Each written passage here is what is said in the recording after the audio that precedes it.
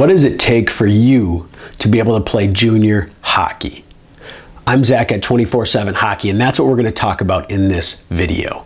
All right, so you want to go up and you want to play junior hockey. Now, there's a lot of different levels of junior hockey, so obviously the goal is to play at the highest level of junior hockey, the top level. Okay, so that's Tier 1 junior hockey. Okay, so that's either major juniors in Canada, or if you're playing over in Europe, it's the top level of juniors, and if you're playing in the United States, it's the USHL. Okay, now there's some good second tier junior levels as well, but obviously the goal is to be up at the top level. So that's what we're going to talk about in this video.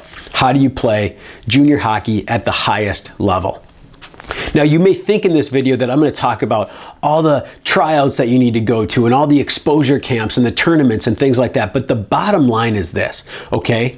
When you're good enough, you're going to be playing at levels where you're going to get noticed by scouts. Yeah, it doesn't hurt to go to some tryouts, and it doesn't hurt to get in front of those coaches when you're ready, okay? And start to get on their radar a little bit. But now, these top levels of juniors, they have scouts everywhere. They're watching hockey at every single level. So the key is making sure when they're there, you're standing out. But I've got a little secret for you, okay? It's not just about standing out when the scouts are there, because you don't know when they're going to be there, okay? If you're playing for the scouts, you're playing for the wrong reasons.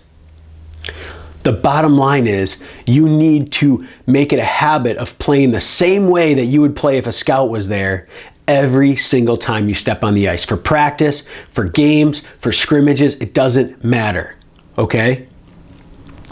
If scouts called you and they said, hey, we're gonna be at your game today, we want to watch you play, and 5-10 scouts called you, they all said they were gonna be at your game today, okay? If you think about how would you prepare for that game?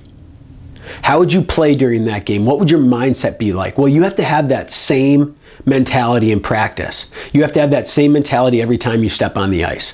Because if you get into a situation where you know there's going to be scouts watching you and you're not used to playing that way, you're not used to preparing that way, you're going to be nervous. You're going to be, feeling like you're out of your element. It's not going to be normal to you, okay? But if you're normally practicing that same way every single day with that level of intensity, with that level of urgency, think about the sense of urgency you have to have. You have to make it happen. They're there right now. This is your opportunity to shine, right? That's a sense of urgency, and you have to play with that urgency every single time you step on the ice so it becomes a habit.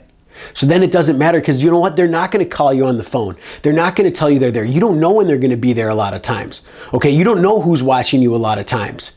Yeah, sure, you can be playing in some tournaments and you know there's going to be scouts there, but when are they going to be there? What shift are they actually watching you? You might only get a split second where they watch you one shift before maybe they go have lunch or they go watch another game, or they're watching another player, okay? And having that sense of urgency means you're going to stand out in that opportunity. You're going to seize that moment.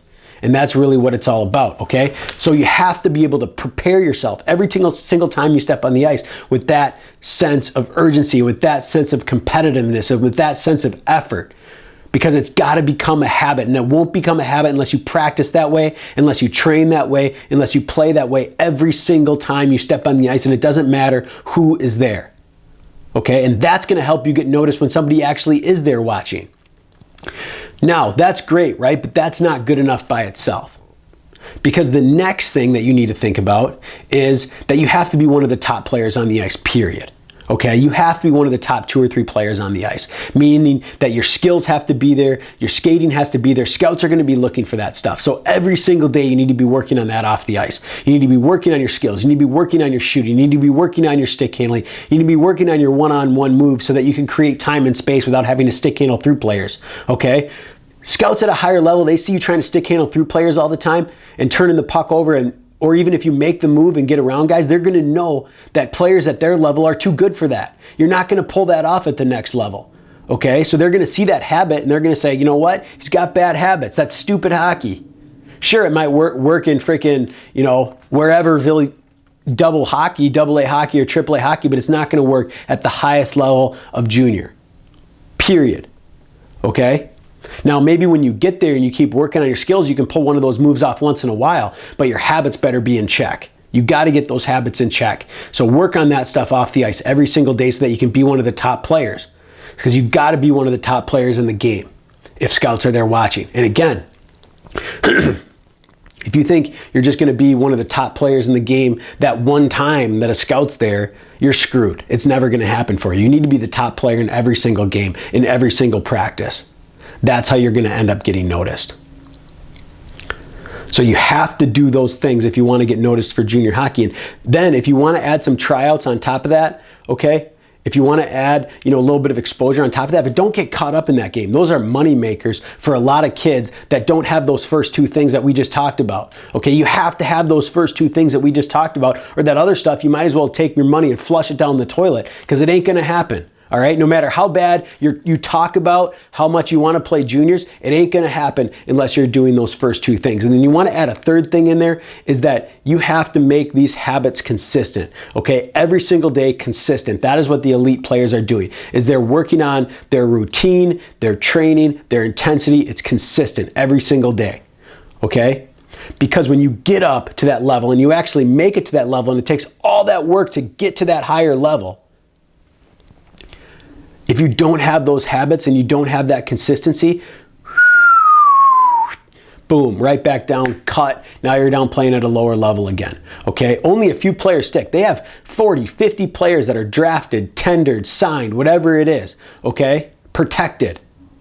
And only those 25, okay, 22 to 25, whatever the numbers are for the specific league, are going to be actually playing and on the roster, okay? And the kids that don't hack it are the kids that don't have that consistency every single day of doing the little things right. Not only on the ice, but also off the ice. And that's what it's going to take.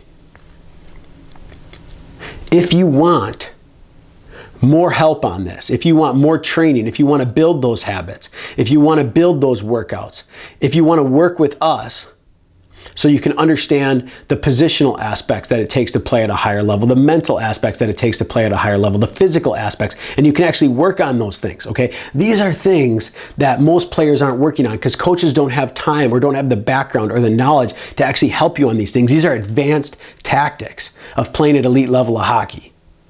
Go to 247hockey.com, all right? Number 247hockey.com. Go sign up for a free membership so that we can start sending you more training, more tips for free, and you can see how you like the training that we offer. Okay, we have different workouts, we have different hockey training challenges, we have different positional and game film breakdowns that you can watch, and you can learn how to play your position like an elite player and study the best players in the game. We have different schedules, habits, routines that you can do on a daily basis so that you can build better mental game, you can build better routines for yourself, and you can build that consistency. All right, and that's what it's going to take. You know what? Living the junior A hockey lifestyle, it's great to talk about, but it takes work if you want to get there. And if you go to 247hockey.com, we're going to show you what that work is all about.